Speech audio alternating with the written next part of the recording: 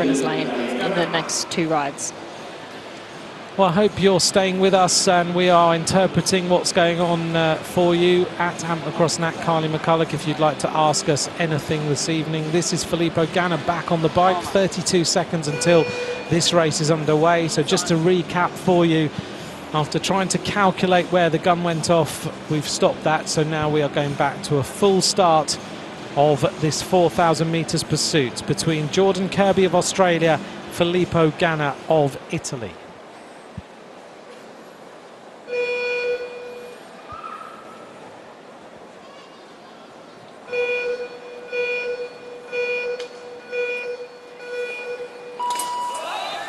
So they're underway now. Let's hope that they get this full performance out.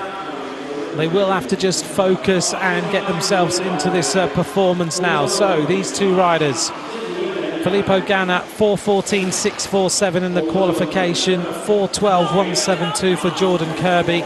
I would say Filippo Ganna is a more experienced rider, and so may well, I don't know, it comes down to you saying earlier on that you do go through this sort of thing mentally, but Ganna will maybe deal with this with experience compared to Kirby. He'll have to switch on what he's been taught. Yeah, certainly experience is, you can't, can't get away with experience. It's something that you earn, and he has the experience. He is the reigning world champion, so he knows what pressure feels like, and certainly is pressure on at the moment.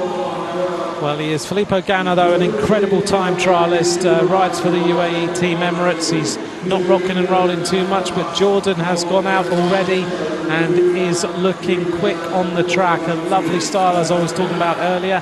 He goes through the 1,000 metres in 1:73.32, which is faster than he did in the ride earlier on today. Well, that's fantastic news. He's obviously maybe not hurting as much as I probably would be if I had to restart an individual pursuit. So it's fantastic to see that he's stuck to his game plan here, and he's going out there to try and win those rainbows. Well, here we go then. This is all about the rainbow jersey. Which rider is going to be the world champion? Filippo Ganna is the defending champion. He went through in 1:8.883. Kirby in 1:7.332, and there's no question that he can ride this quick for the entire 4,000 metres. He is just a slender 0.106 inside the time that he rode earlier, so he's really consistent. Certainly is, and this is the trait of these individual pursuiters. They can ride at set paces. So this is what they do, this is what they know, and it's what makes the event so exciting. The coach is very important on the inside of the track, isn't he? Because he shows the times or a little bit of splits for the rider so they can see exactly how they're doing. Exactly, and sometimes they actually ride against the other rider, so they'll actually have the splits of the other rider. So it just depends on what your strategy is. I feel like Jordan's out there to ride his own race tonight, so I don't think he's even thinking about Ganna. And I reckon Ganna's probably racing against Jordan. So everyone has different tactics, even with these individual time trials. Well, that telltale sign of throwing himself back in the saddle is starting to happen for Kirby. If you just take a look at him, he is under a little bit of pressure right now. Let's see whether he can continue. He's right on the front of the saddle, but right now he is well ahead as we go to the 3,000 metres point. Slowly now, 2.357 is the gap between Kirby and Ganna. And Kirby looks to be under some pressure now, but he is still cruising on this track through 3,000 metres in 3:13.152. It's not going to be a world record, but it's now he's just got to hold on to win this gold medal. But Ganna is known for having a very fast final kilometre, and I'm a bit worried for Kirby now that Ganna is going to pick this one up, and he really has to get close to his back wheel now and clinch this gold medal. Yeah, this is where the race starts to hurt, so this is where it's won and lost, so it's going to be interesting to see if Ganna can pull back some time here as Kirby extends his lead even further. 3.5 seconds now, this young rider from Australia heading towards this gold medal and world title. He's absolutely flat out. Ghana 3.8 seconds down, 1 lap of racing to go, and it looks like this young Australian who set the boards alight earlier on today, almost setting a world record, is going to be standing in the rainbow bands. What an impressive ride by Jordan KERBY. He comes round the final turn, and Australia have an individual pursuit world champion.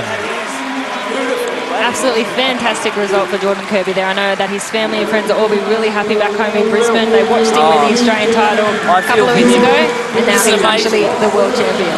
Absolutely fantastic performance. What a fighter.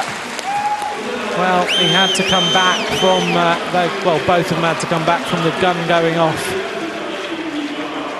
But what luckily we did restart it. Huh? What an interesting race with that restart. I've never seen anything like that before. Me either. Certainly haven't. I've not heard the gun go off in the middle of a race for no reason. And then to think about restarting it 3 laps in would have been interesting. Yeah, it certainly would have. That would have been, history.